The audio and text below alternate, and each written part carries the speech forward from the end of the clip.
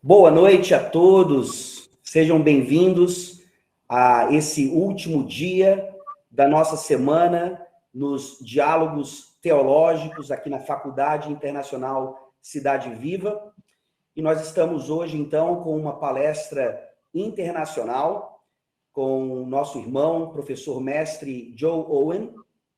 Ele vai tratar a respeito do assunto criacionismo bíblico, e ele é também responsável pela Answers in Genesis aqui na América Latina, e tem aí a possibilidade de abrilhantar ainda mais essa semana que tem sido, com certeza, abençoadora para as nossas vidas, com todos os temas tratados.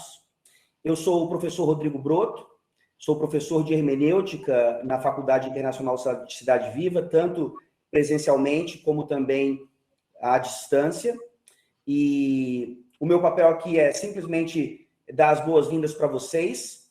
Eu vou passar a palavra já para o Joe, e a gente também, depois da palestra, vai interagir com o Joe um pouquinho, com algumas perguntas, tudo em inglês, né? A palestra será legendada, e essa ideia não é apenas trazer a capacidade de um irmão estrangeiro, né, mas também para demonstrar o objetivo da faculdade em sendo internacional, em também interagir com cristãos, irmãos de outras nações também, nesse tema tão necessário, tão maravilhoso. E aí vocês também terão a participação do professor Bruno Ribeiro, que é nosso doutorando em filosofia e professor de filosofia na Faculdade Internacional Cidade Viva. Ele vai também interagir com vocês aí após a palestra e a nossa interação em inglês também. Então, mais uma vez, agradecemos a presença de todos e passarei a palavra agora ao professor mestre Joe Owen. Thank you, Joe. Thank you for being here with us. I have already introduced you a little bit. If you want to talk a little bit more about you, about your family, about what we're going to do tonight, feel free to do that. And we are all yours. Thank you so much. Thank you, brother. And I want to thank the faculty for giving me this opportunity to share with you. My name is Joe Owen. I apologize that I do not speak Portuguese, but it is a goal and a prayer of mine from here to 3 years from now to be able to teach in Portuguese. I only speak English and Spanish. I've been married for 22 years, and my wife and I are very grateful that we have 6 children. And it's just a pleasure and a privilege to be in ministry. Now, what I want to talk to you today about is it's a little difficult to do it in the time that we have. So it's going to be a very, very brief introduction to this subject. And what we're going to do is I just want to look at it from very far away, the panorama, instead of very close to small details. And if we ever get an opportunity in the future to teach these, I would love to teach the small details as well. But what I want to do is put a marco, a panorama to the question of creation. So I'm going to share my slides here. And what I want to show you is a very brief introduction to 2 subjects. Number 1, as falácias dos sistemas do mundo, and then a vindication of Christianity. I hope that you can see my slides right now. I see them. I hope you do too. And these are the 2 questions that I would like to put in front of you. And again, this is a very brief introduction. So I apologize that I don't have time to go deeper, but I would love to someday. So let's look at the first question, the fallacies of the world's systems. The existential questions of human experience have been the same ever since the beginning of time. questions of origins, where do we come from? Questions of purpose, why am I here? Questions of morality or ethics, what should we do? And questions of destiny, what is our destiny? What awaits us after? What is the reason at the end for everything? And the way we answer these questions is going to be based on our worldview, our visión del mundo, how we see the cosmos. And the way we answer the first question of where we come from will dictate the way that we answer the rest of these questions. So let me just go back a few centuries in time, and in the Renaissance, this idea of humanism came out, and humanism used the term ad fontes, which means go back to the source. And I want to speak on this on a theological side first. Desiderius Erasmus was a very good example of a humanist, and Martin Luther would debate against him. And his response to him in the bondage of the will, or the slavery of the will, writing against him and his humanistic way of understanding the Christian faith and everything else. And humanism, this idea that came out of the Renaissance, or actually a little bit before, but was promoted in the Renaissance, has this idea that humans and their own interests should be the center of all purpose, and even in theology. So everything in what we seek is only important as long as it has the human's selfish even interests in its center. And that was put down some by the Reformation, but about 150 maybe years later, it came out again strongly and promoted the Illuminismo, the Enlightenment and rationalism. And this philosophy has the idea that the final authority for knowledge cannot be revealed from without, but it must be conceived by human rationale. So the human rationale ends up being the final authority. And so now we have two different starting points: the Word of God, or the rationale, the rationality of man, as that I'm going to interpret everything to answer the existential questions of life with the authority on what makes sense to me at the end of the day, and I'm not depending on revealed from without, or as a Christian from the Bible. Well, the Illuminismo, or the Enlightenment, provoked what's called naturalism, and this is a very atheistic system in which everything could and should be explained by time plus chance plus the laws of nature working on matter. And this was seen as the only way out of the superstition that was very descriptive of paganism. You remember in old paganistic systems, even in an eclipse of the sun, they thought that some kind of deity or God was communicating or angry. So they saw everything that happened in nature as primary causes from deities. And naturalists, which came from humanists, luego de Iluminismo, Racionalismo, then naturalist, Naturalismo, they believed that the only way out of that superstitious mindset where everything that happens is by a primary cause of a deity, that they need to say that everything happens by natural processes, no deity.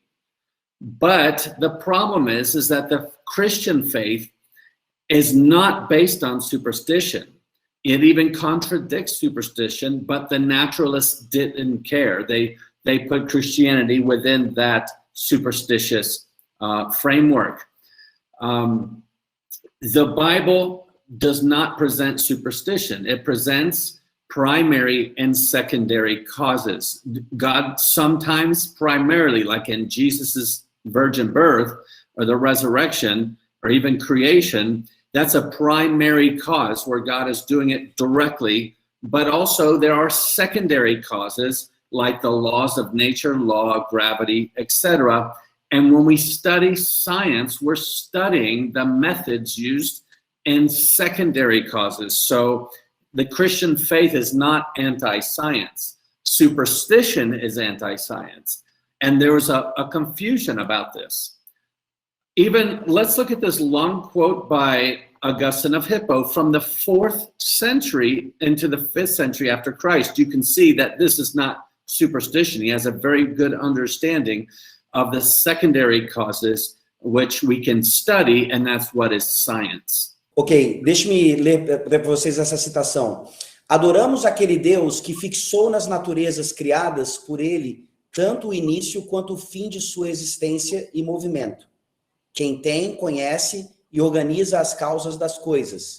Quem criou a virtude das sementes. Quem criou e governa o fogo mais veementemente e violento neste mundo, na devida relação e proporção com os outros elementos da imensa natureza.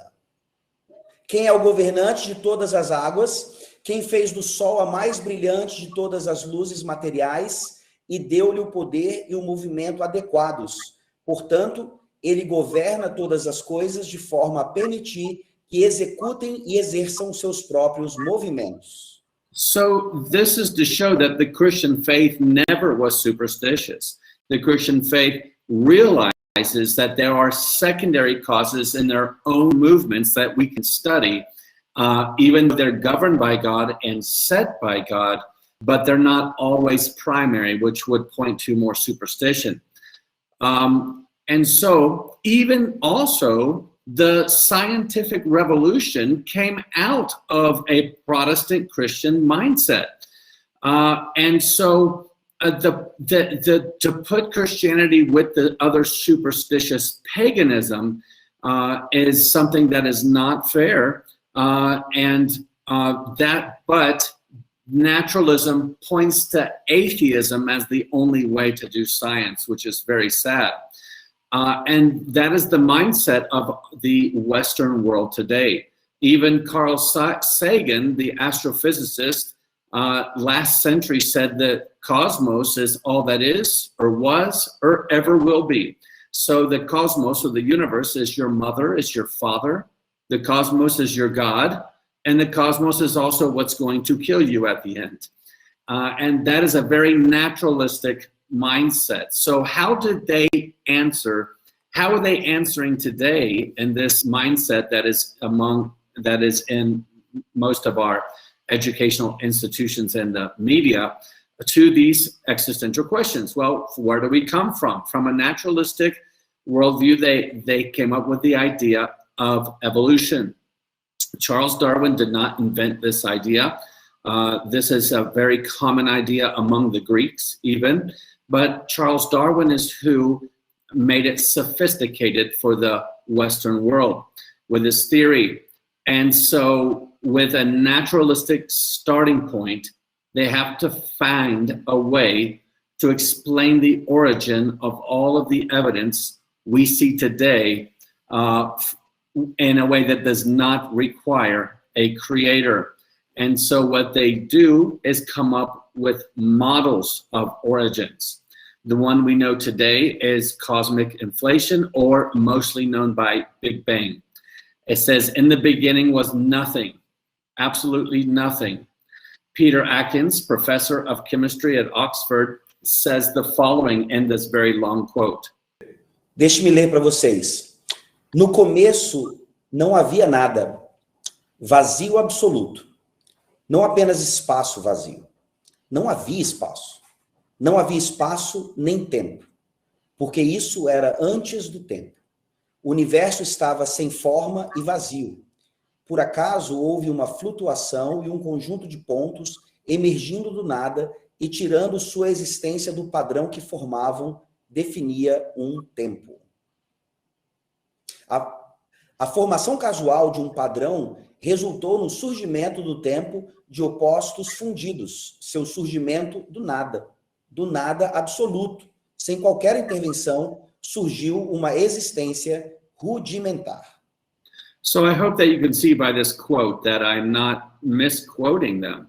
They believe from nothing came everything, and that is why it is not about science versus religion. It's they're saying in the beginning, nothing created. The Bible says in the beginning, God created. So this is actually, in one way of looking at it, religion versus religion.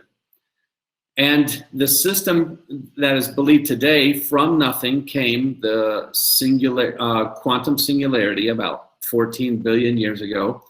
And then many processes that naturalistically, with no intervention by a creator God, formed the stars, then our sun, then the earth, and the first oceans. And, you know, even James Trefil, professor of physics in the University of George Mason, he says the problem with explaining the existence of galaxies is showing, ends up being one of the most difficult questions of cosmology. And you can see by this quote, it's a very big frustration by scientists to explain galaxies. How do we have the existence of galaxies in a naturalistic framework? Well, there are many theories today, but it's not been able to be answered so far. But it still has to be naturalistic. And Ben Stein, in his interview, now speaking of biological life, asked Richard Dawkins in the documentary called Expelled, what is the origin of life? And the professor of zoology at Oxford and open atheist Richard Dawkins says, we have no idea. And then somehow we get replicating molecules, self-replicating molecules that they believe started replicating, had genetic mutations, and then somehow formed into sexual reproduction with male and female. And from somehow that this life got here, we are all here today, plants and animals, human beings as well, all from this molecule that somehow got to Earth or formed on Earth. And that is the evolutionary theory of origins based on the naturalism. So the biological life, Charles Darwin made this idea of an evolutionary tree of life, where in the beginning there's one molecule, and now we got to sexual reproduction, and plants and animals all came, and humans all came from this one beginning. So again, I can't answer all of that because I just want to show you what is taught. And then, so how does that affect the second question of why we are here? What is the purpose of life then, if that is true? Well, let's look at another philosophy that came out of this called, in Portuguese, empirismo, empiricism. And they believe that everything is about, the only thing that exists, everything can be boiled down to mass and energy. That's the only thing that exists. And our knowledge is limited by our sensorial perceptions. So we can only believe in what we can see, touch, taste, hear, smell. But the problem with that is that if everything is summarized or boils down to matter or energy, we lose the categories that we use to come to that very conclusion or any other conclusion. Why is that? Well, I'm going to show you in a minute. But every worldview, including the biblical worldview, recognizes the fallible, that our senses are fallible, our sensorial experience is fallible, but there's putting this as the test.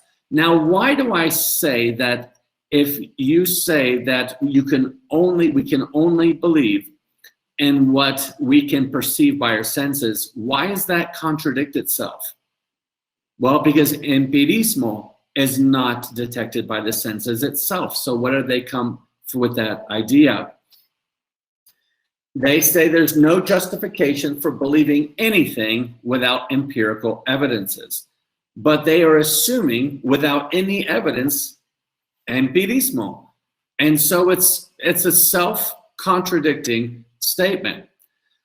And also, in some rigorous or strict empiricismo, if everything is mass or matter and energy, what about thoughts, logic, honor, virtue, art, music? Well, even beauty. How do we explain beauty? Because it's more of just hearing or seeing. There's something else going on there. And we have an excess of beauty, too much in creation. Even Professor John Maynard Smith, evolutionary biologist, said no topic in evolutionary biology has presented greater difficulties for the theorists than beauty.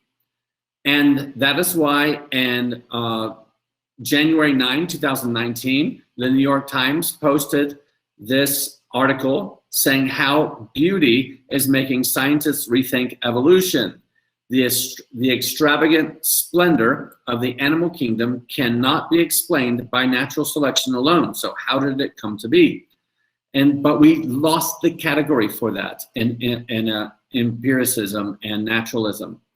But what about a thought? What about the laws of logic? They're not made from matter or energy. What about honor and virtue? What we expect of human beings.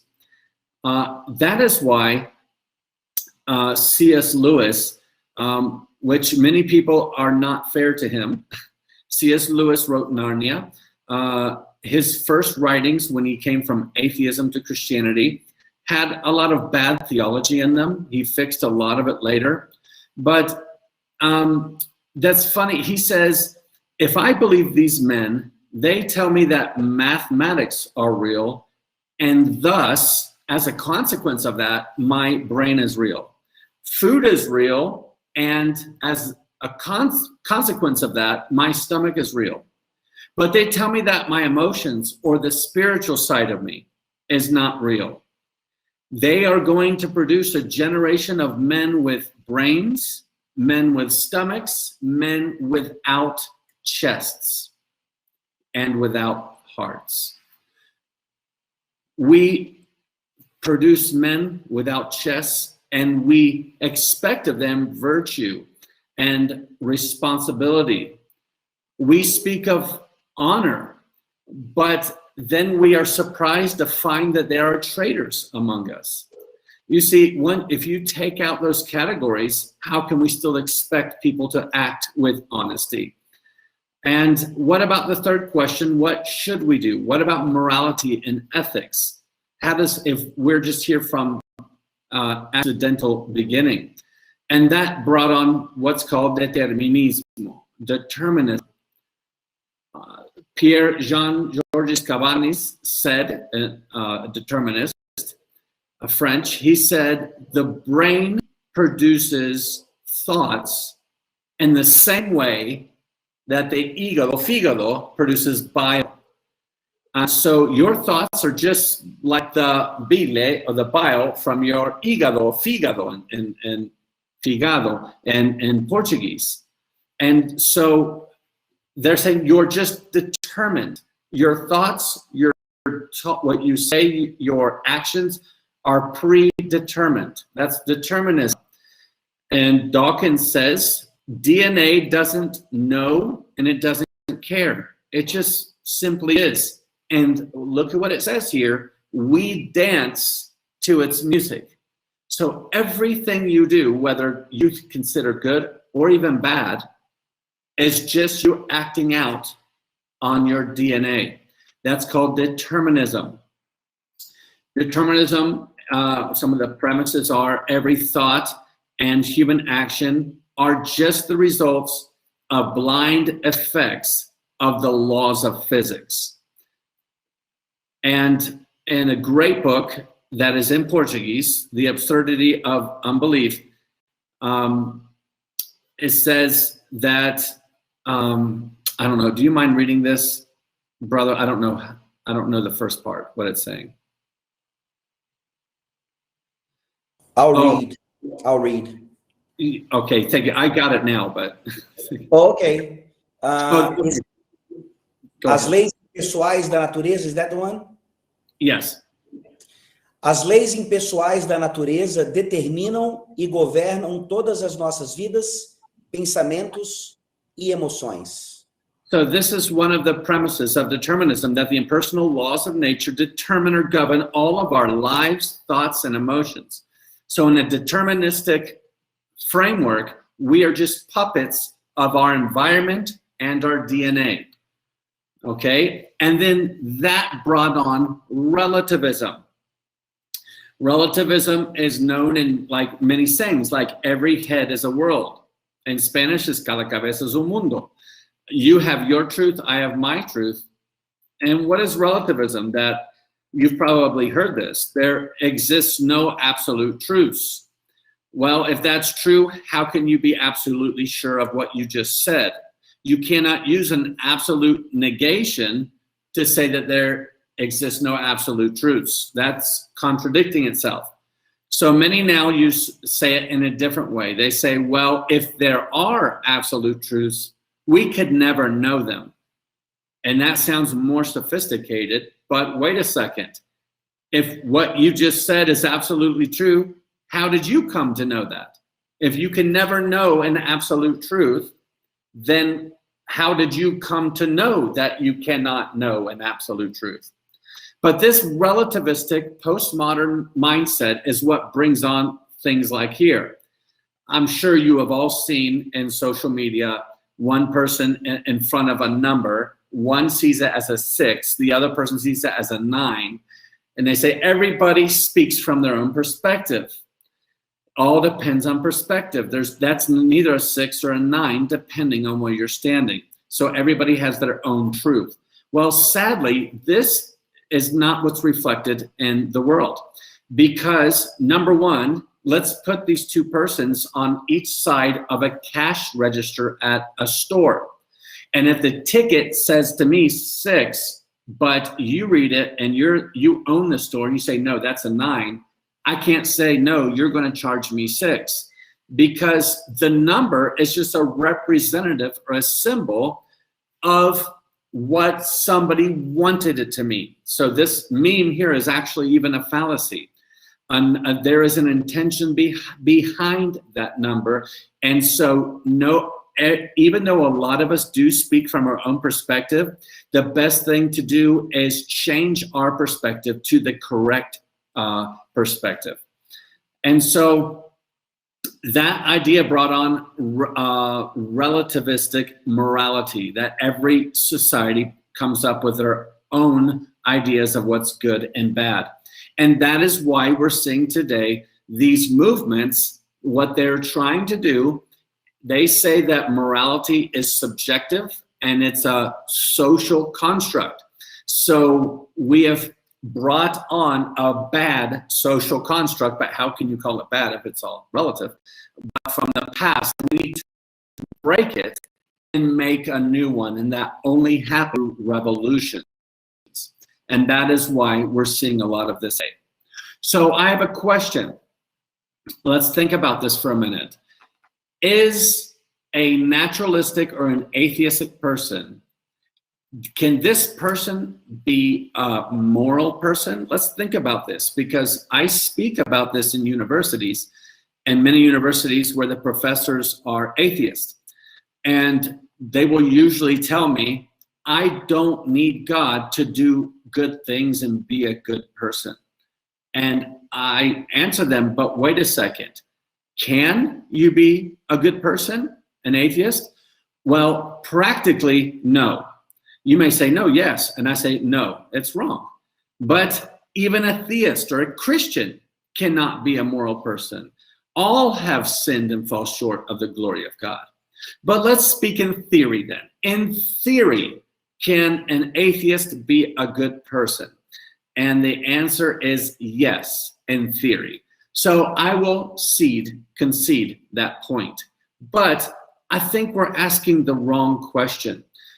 The question is, according to a naturalistic worldview of the survival of the fittest, why should they live a moral life? If we are all just the joining and the collisions of chemicals and atoms in a purposeless universe, why should we be good? Actually, there's not a good answer to that. I know they try. But also, who decides what is good and bad? Think about it. For there to exist evil as an objective category, there has to exist good. Why? Because evil is only a depravation of what is good. So if you don't have the good, you can't have a depravity of it. It would not exist. But for good and evil to exist as objective categories, you have to have a moral law, but it has to be universal, or else it is arbitrary. And then you bet. But for there to be a universal moral law, there has to be a legislator or a giver. But if there is no God in a naturalistic system, then there is no moral law that's universal. And so you don't have the categories of good and bad. And that is why these terms are not used anymore. Even C.S. Lewis and Mere Christianity, again, I think the theology of Mere Christianity is terrible, but the philosophical arguments are great. A lot of them are. And he said, my argument, when he was an atheist, he said, my argument against God was that the universe seems to be so cruel and unjust. But how did I come to that idea of what is just and what is unjust? And a man does not say that a line is crooked unless he already has an idea of what a line that is straight is. Now, what was I comparing the universe to when I said that it seemed unjust? You have to have the category, objective category of justice or righteousness to say that something is not fair or unjust. And that is true. That's why many atheists today just say that things are natural. They don't like the terms good and evil. And that brought in the last part, which is nihilism, okay, nihilismo. And that is the total absence of purpose. Let's look at this quote from Richard Dawkins, this kind of long quote, and look what he says about what is the purpose of life. Esta não é uma receita para a felicidade. Desde que o DNA seja transmitido, não importa quem ou o que é ferido no processo. A natureza não é gentil nem cruel.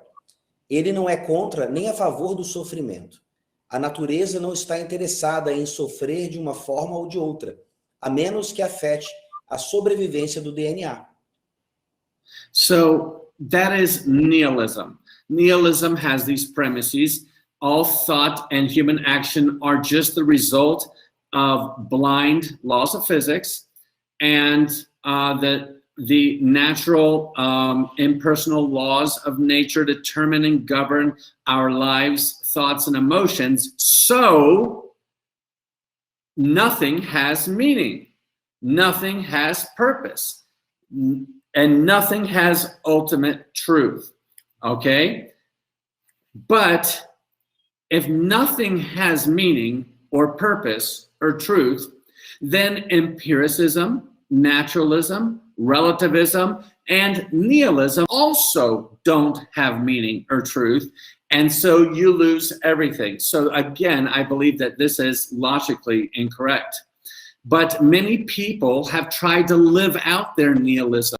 Margaret Sanger, founder of Planned Parenthood, the abortion factories in many countries, she said that social charity is a symptom of an evil society because our civilization is bringing out, we're multiplying defectives because she sees humans just as animals or like cockroaches. She had a nihilistic mindset, that there's no intrinsic purpose to life. Even in this long quote, Ernst Haeckel, he had a father who was a Christian. Ernst Haeckel was an evolutionist, an atheist. And look what he says in this long quote about the purpose of life. Parece-me que o indivíduo, com sua existência normal, é apenas um membro temporário desta grande cadeia que, como um vapor, rapidamente desaparece. A existência pessoal e individual me parece terrivelmente miserável, pequena, desprezível e, do meu ponto de vista, só que foi projetada para a destruição. But not everybody in the evolutionary and naturalistic camp thinks that way. Some of them try to find purpose, like Lev Tversky. Let's see what he says about how we can find purpose and meaning in life without God. O quê? Você diz que a ciência não pode responder às grandes questões da vida e que isso é obra de dogmas religiosos, certo? Bem, uma onda recente de pesquisas em psicologia, neurociência cognitiva e outras disciplinas explorou como descobrimos o significado e o propósito da vida, com ou sem a crença em uma divindade.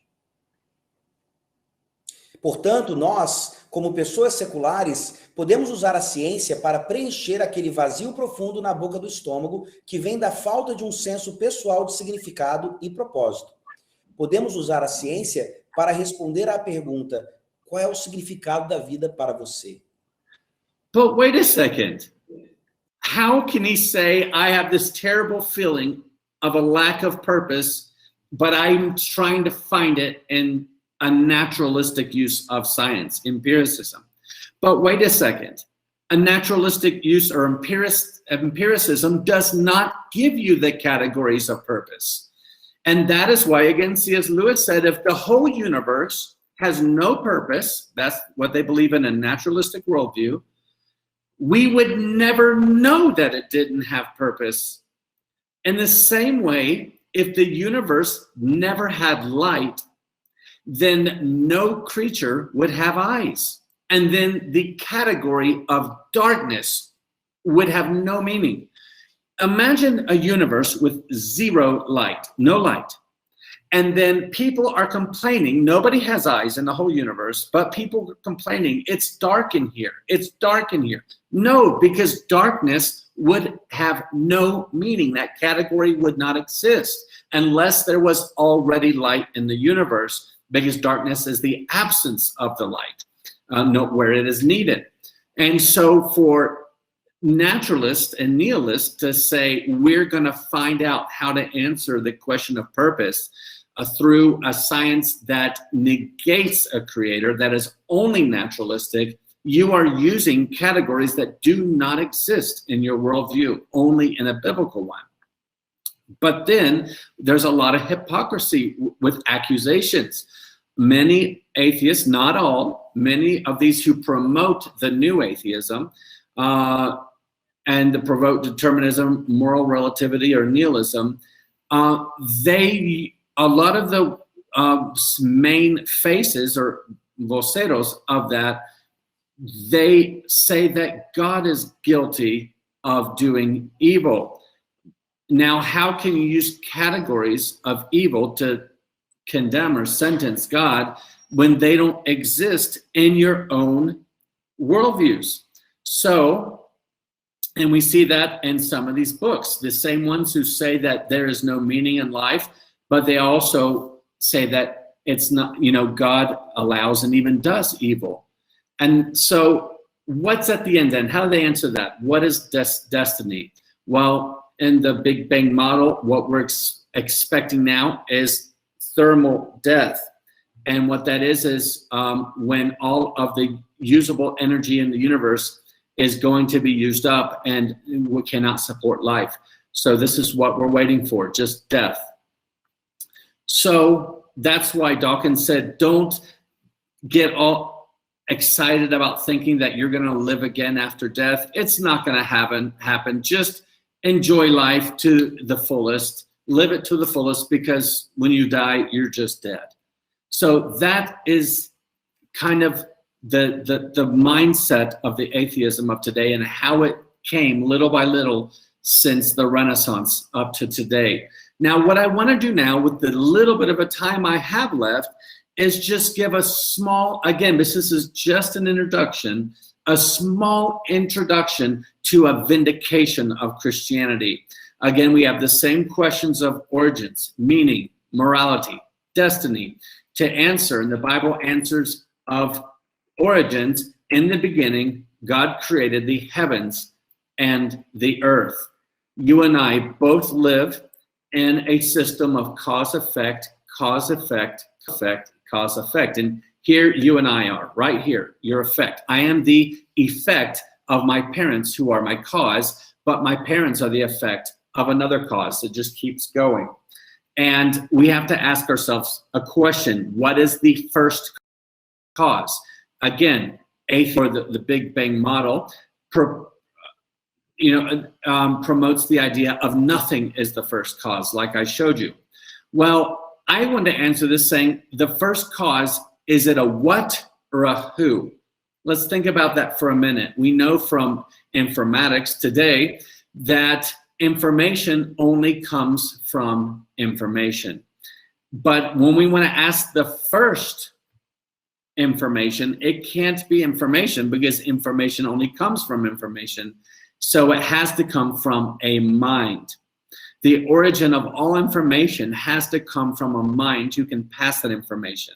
Now, some people say, you are wrong, Joe, and they do this in many universities. If I have a bucket or a pail here full of letters, and randomly, acaso, I pull out letters without a mind of trying to put them together, I can pull out ursa, urso. What is an urso? Well, in Portuguese, that's a bear. And they say, see, a mind didn't think of that. It was just on accident. Acaso, acaso. Well, yes, that can happen, but that doesn't make a bear. Actually, urso does not mean bear. To most people in the whole world, an urso is not a bear. Those are just 4 letters. So for urso to mean bear, what do you have to have? A previous knowledge of a system code of language to pass information. And also, urso doesn't make a bear. A bear is much more complex than 4 letters. A bear has billions of cells, each cell with the letters of information. So no, it's not that simple. You cannot make a bear accidentally by pulling out 4 letters, acaso. And look at Romans 1, 18 to 20. I'm not going to read all this to you, but the main argument Paul is making is because of cause and effect and what we know about design, God has revealed himself to the world. And God has made himself manifest through his creation, because the invisible things of God from the beginning of the world show at least 2 of his attributes. His power is eternal. It doesn't have a beginning or an end.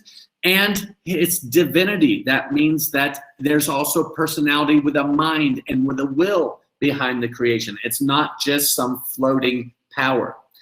And that can be seen from the creation, so nobody has excuse.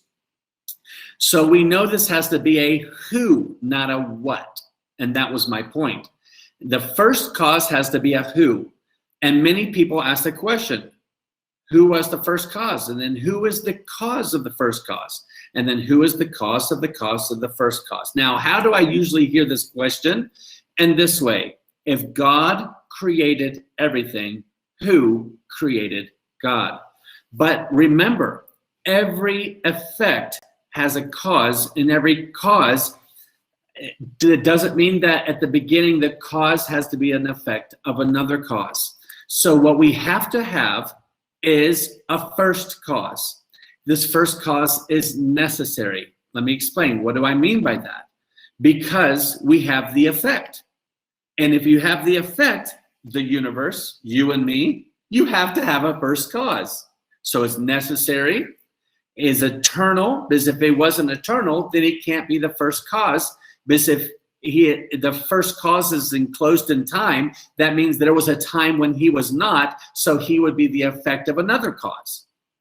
And also, he cannot be caused to get the chain of cause, effect, cause, effect, cause, effect. And the Bible says in the beginning of time, space, matter, energy, God created the first cause before the beginning of time, space, energy, matter, the heavens and the earth. And I don't just see atoms colliding, but also the material universe keeps pointing to something outside of it. That's why the psalmist says that the heavens declare the glory of God. And and the expanse, the firmamento, which is rakia, which is a better translation is expanse, announces the work of his hands. So creation points beyond itself, not just the matter in itself. And like even in this picture, this is a picture from the Hubble that was taken with a few hours exposure of one of the points in space that is absolutely dark, black, nothing there. And after a few hours of exposure, this is what came out. These are all galaxies, not even stars, each one having up to billions of stars in each one of these. And this is not just, it goes beyond it. It promotes, it shines beauty, which is a category that cannot exist in deterministic, naturalistic, nihilistic worldview. And let's go from the galaxies all the way down to something very small, the cell. This is the metabolic pathways, even inside one cell. We see great design. And then even in the DNA, you have 3 billion base pair letters in the DNA of every cell of your body.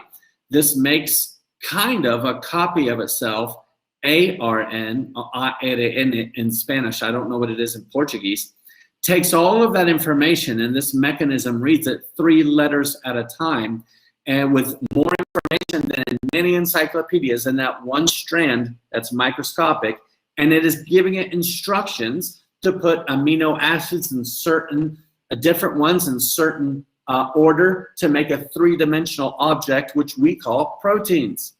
And then it even copies itself to make one cell into 2. At 10,000 revolutions per minute, it's copying itself 1 strand forward, 1 strand backwards, because it reads backwards.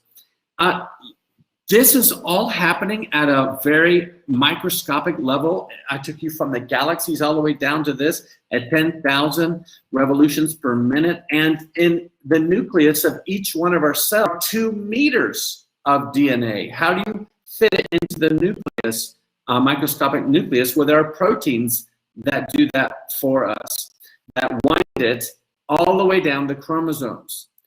And so, again, I just want to read maybe 1 or 2 more long quotes to you. This one is very important because there are many, more than 11 or 12 now, theories of evolution, and they all have terrible issues with them. Actually, in 2016, in the Royal Society of London, it was a very big problem. Now, I don't want to say that more than I should in this moment because I don't have time to defend that. But I would like you to see Richard Lewontin, evolutionary biologist, geneticist, and philosopher of biology from Harvard. And look what he says about, in this long quote, about naturalism and evolution. Estamos do lado da ciência, apesar da irracionalidade flagrante de algumas de suas construções, apesar de seu fracasso em cumprir muitas de suas promessas bizarras de saúde e vida, apesar da tolerância da comunidade científica para histórias sem fundamento, porque temos um compromisso prévio, um compromisso com o materialismo. Não é que os métodos e instituições da ciência, de alguma forma, nos obriguem a aceitar uma explicação material do mundo fenomênico. Mas, ao contrário, somos compelidos por nossa adesão a priori às causas materiais a criar um aparato de investigação e um conjunto de conceitos que produzem explicações materiais, não importa quão contraintuitivas ou desconcertantes possam ser para os não iniciados. Além disso, esse materialismo é absoluto, pois não podemos permitir que um pé divino entre na porta. So as you can see, this is a very great confession here that even when we're having terrible issues with explaining everything with materialism or naturalism, we cannot allow a divine foot in the door, and that is where our commitment is. And what about why we are here? Well, the purpose of life, the meaning of life, men and women are not primates. According to Scripture, and I believe also according to science, we are made in the image and likeness of God. Now, this is a very big theological point. I'm not going to go deep into it, but I will say this one point. The image of God, in a way, you and I reflect some of God's attributes, some attributes more than others. And that gives us what's called inherent or intrinsic worth, both man and woman. And this is great because my worth is not on how much I can contribute to society or my age. My worth is who I am in God. And more than that, now redeemed, who I am in Christ. And like David found out when people in his own palace were turning against him, and he realized after he started preaching to himself in Psalm 62 that he was looking for his glory and the adulations of the people in his palace for him to feel as a king. And he says, no, and God is my salvation. And look what he adds here, and my glory. And this is something that only a biblical worldview can give you. And what should we do? What about morality? Well, I don't have to believe in a relativistic morality because I do believe in the legislators. So therefore, I do believe in a universal moral law. Thus, I believe in good and bad. And there is something called theodicy, theodicea. How do we explain the existence of evil in a creation made by a good God? I usually spend about 40 minutes answering that question. So the only thing I can say now is, without a biblical worldview, you cannot even make a complaint against injustice, because justice is a category that can only objectively exist if there is a universal moral law that is the consequence of a moral lawgiver. But the other thing is that when we are angry about injustice, why aren't we angry with the injustice in our own hearts? We are all contributing. And the only one who did not contribute to the injustice of the world is Jesus. And he, instead of judging all of us for our injustice, he took upon himself unrighteousness to save us. So I don't think we have much to complain about. But also, the Christian faith not only offers us the necessary objective categories to understand the evil, it also offers the only solution to evil. Now, this is a very difficult part. I cannot spend much time here, but if there's a question about it, I would love to answer it. And I need to be careful because I want to respect different denominational beliefs on this, because this is debated within Christians. This is not necessary to understand to be a Christian. But remember when I told you about determinism, that according to the naturalistic framework that brought on determinism, that you and I are just robots or títeres, puppets of our DNA and our environment. So everything I'm saying right now is just a product of my environment and my DNA. I have no will in what I'm doing, no decision. Well, many of us speak about the sovereignty of God or the providence of God. And one would say, well, if you believe in a God who is sovereign or has providence, that is deterministic too. And the one I say, that is not true. It's not the same. the same as determinism. We are not just robots. Now, listen to this. Only in a biblical worldview, we can have categories that offer a plurality of causes. Now, I want to explain that, okay? To where God can be sovereign, but me, in time, I can have decisions.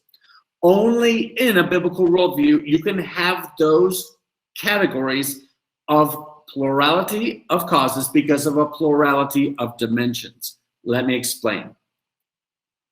So God has an eternal decree that happens in eternity. He is sovereign.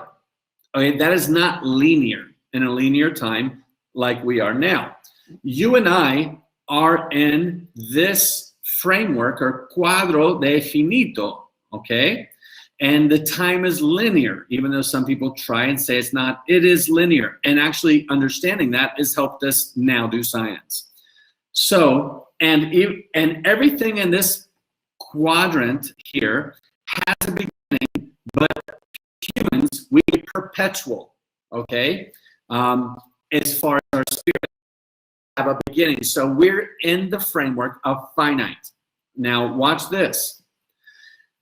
So, even though God has an eternal decree within the dimension of the finite, I decide to pick up this coffee. Okay? Now, watch this. Is that 100% comprehensive by humans? How God can decree, but I am still responsible for my actions. Well, that only works in the biblical worldview. And if you don't have one, you have to conclude with determinism. Now, it is not totally understood by a human rationale, but that is what points to it being true. Everything that fits perfectly and completely inside of a framework of human rationale is evident in itself that it is the product of human rationale. Let me explain that. That does not believe that it is contrary to human rationale, but only that it is transcendent to it. It exceeds it. The Weight of Glory by C.S. Lewis, he says this, and this has really helped me. Now listen, check this out.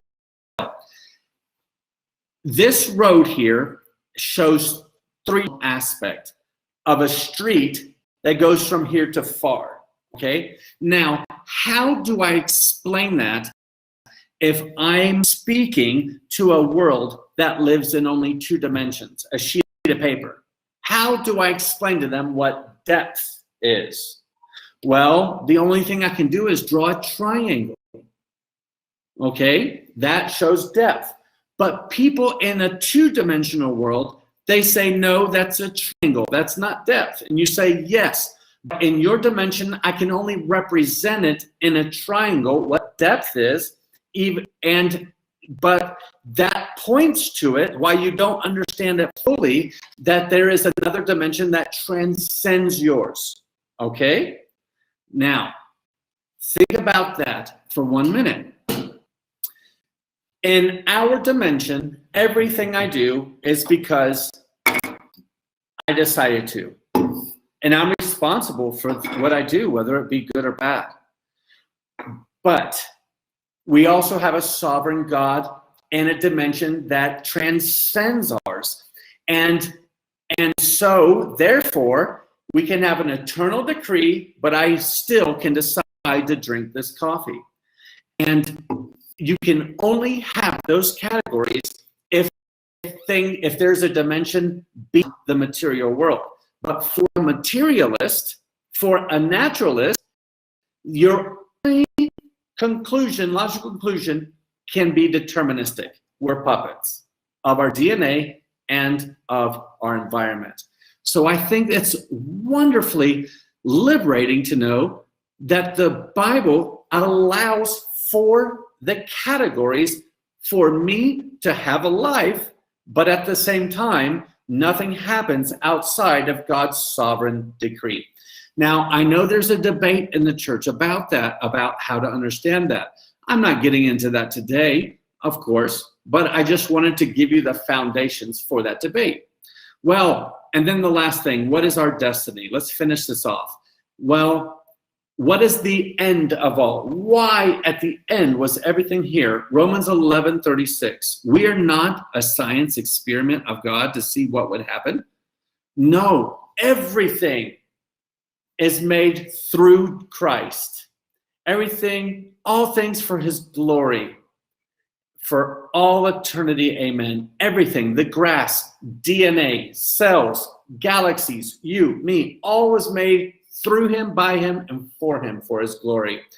And that Jesus died on the cross, but also he rose from the dead. And we look towards a new heavens and a new earth. So we have hope in Jesus.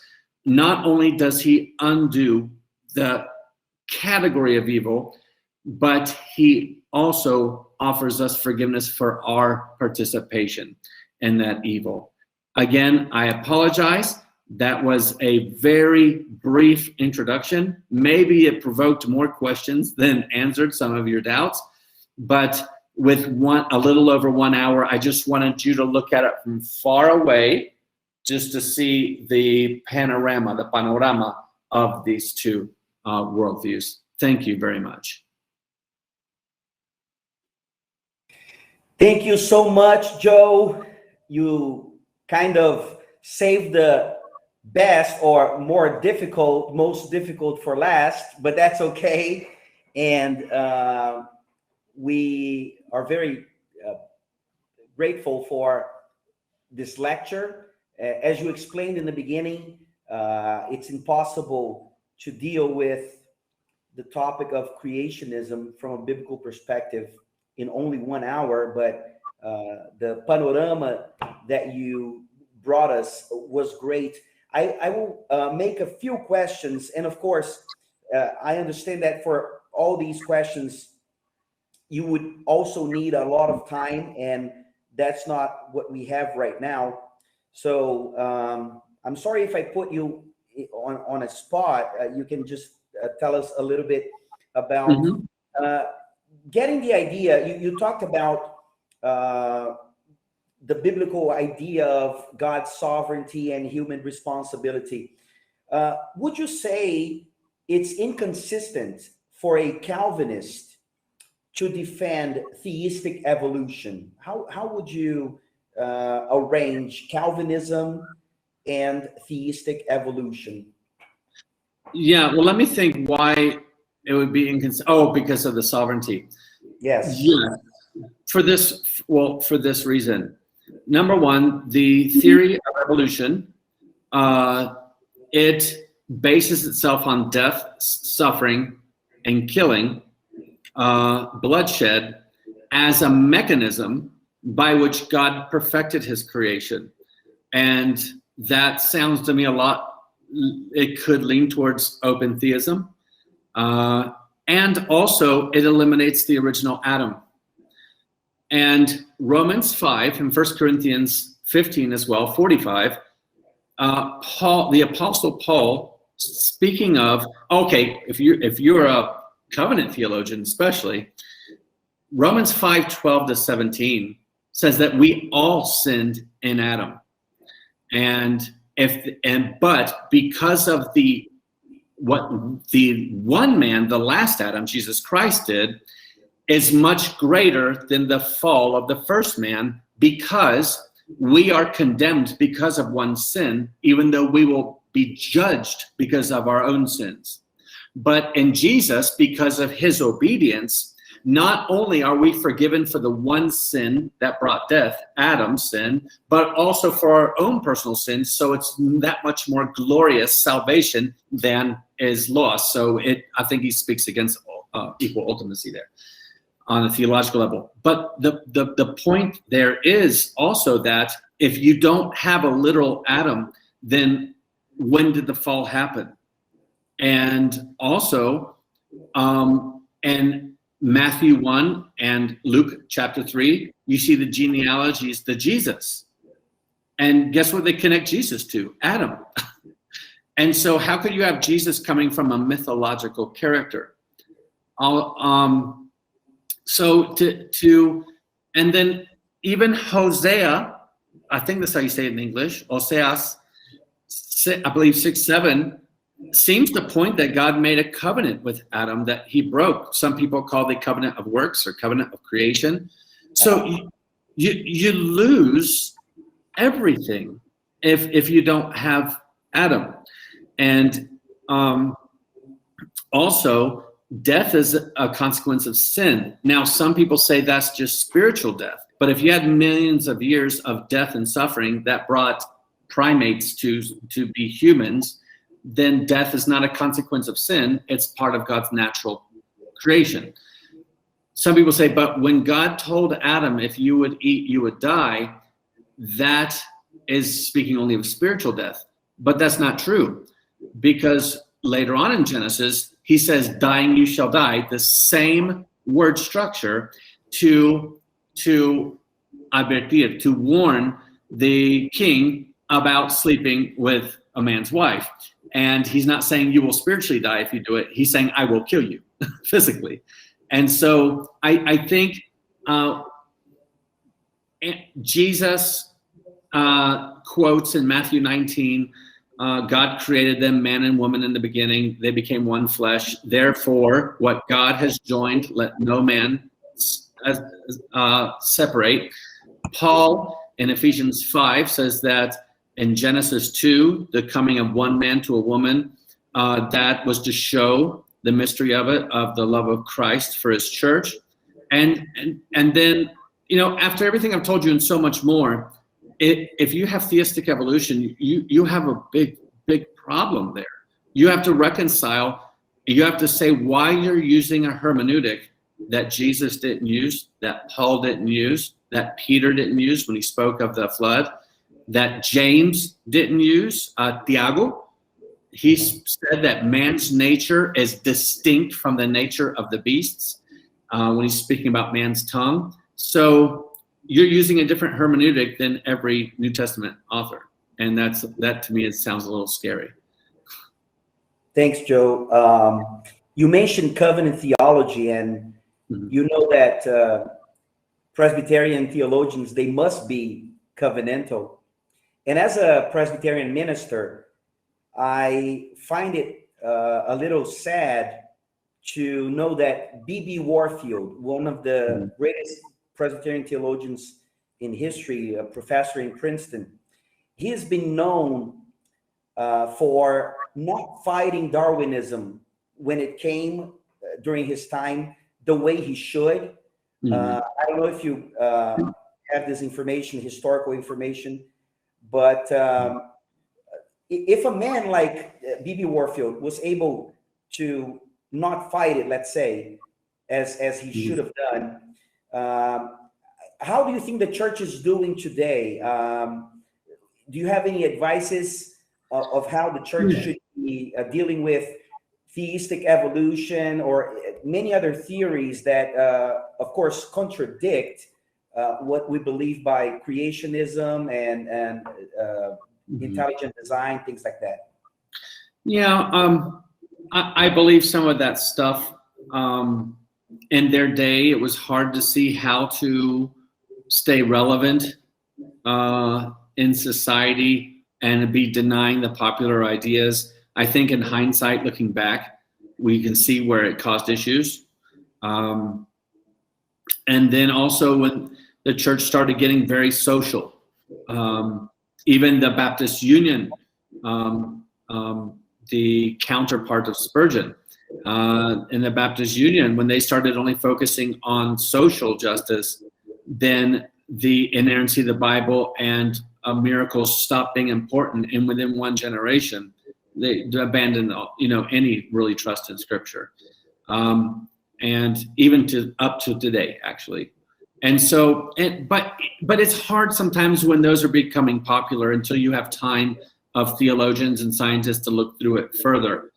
For instance, now we're under a lot of pressure by social movements that are going on. We all know which ones I'm talking about. And there are many in the younger generations and even some theologians that are looking for a way to make reconciliation to keep the church relevant. I think these movements and ideas, they do a great job in purifying us and showing us where we have responded the wrong way. But for many people, they don't take advantage of those opportunities and they make compromises. And so my advice to my brothers and sisters with these ideas, theistic evolution, gender ideology, everything else that's going on, the issues that we're facing right now, is number one, those are also under God's eternal decree. So let's see, what can we learn by that? I look and say, okay, have I been acting in a way against people that is not showing them the gospel? So I try and see, I need to be purified first, and then take a stand, take a firm stand on truth. Because remember, we're in a world that despises the truth, and we are the salt and the light of the world, and we need to stand on the authority of God's word. And so I would just like to encourage you, those who stand on truth will stand alone, but you won't be alone. You have the God of the universe with you.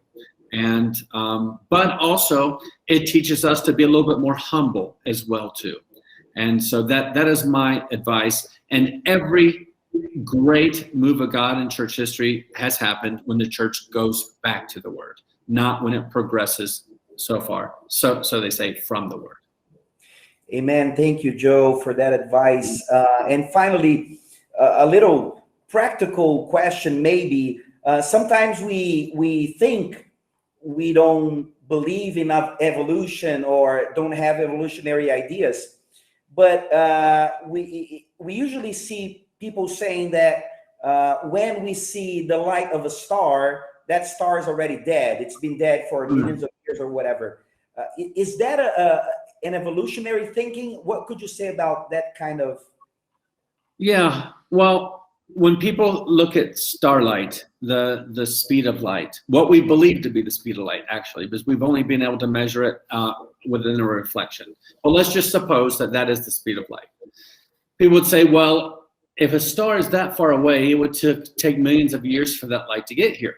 So we're looking at what the star looked like millions of years ago, so that star may have already been destroyed. Maybe collapsed or whatever. But also, I would like to encourage people to go back to the book of Hebrews. In the Hebrews, it speaks of the Son, God the Son, that everything was created through him.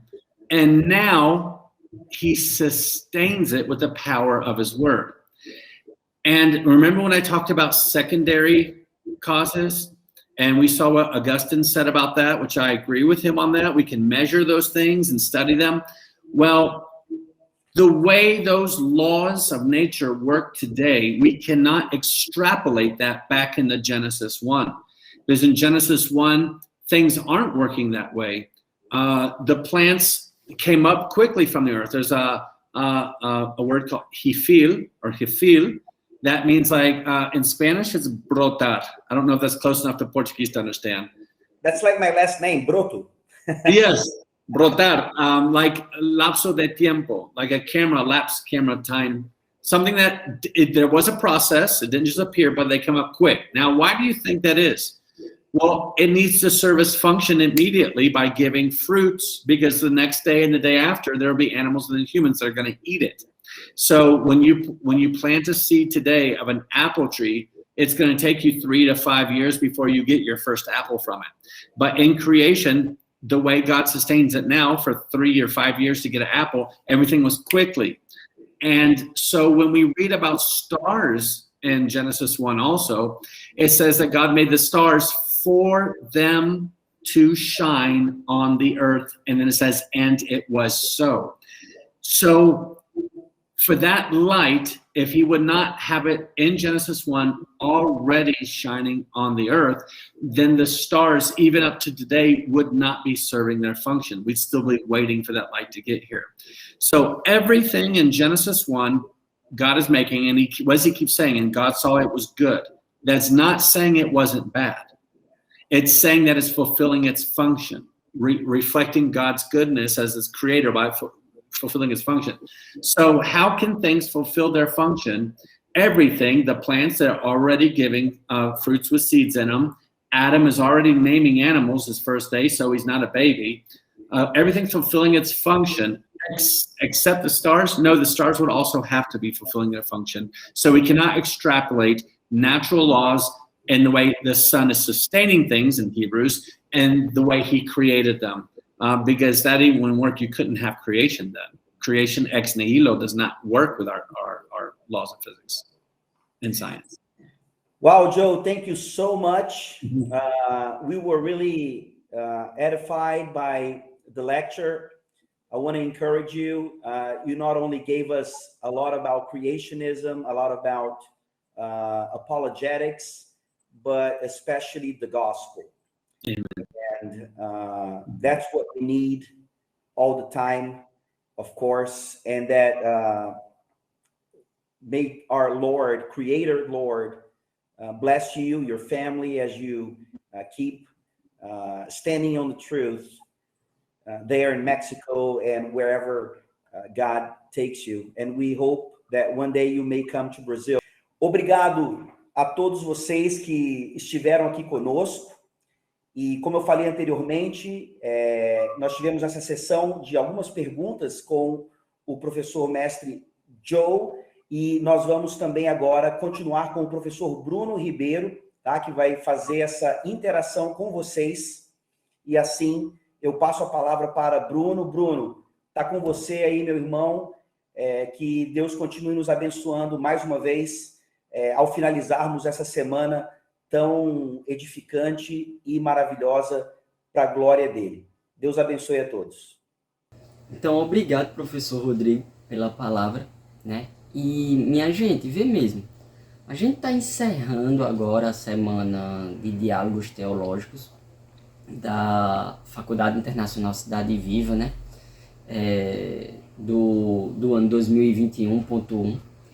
E aí, minha gente, para, digamos assim, encerrar com chave de ouro nossa semana de diálogos teológicos, quem quiser agora dialogar sobre Gênesis, continuar conversando sobre Gênesis, continuar dialogando sobre as questões de criação, evolução, etc., eu vou continuar aqui no chat conversando sobre esse assunto, tá?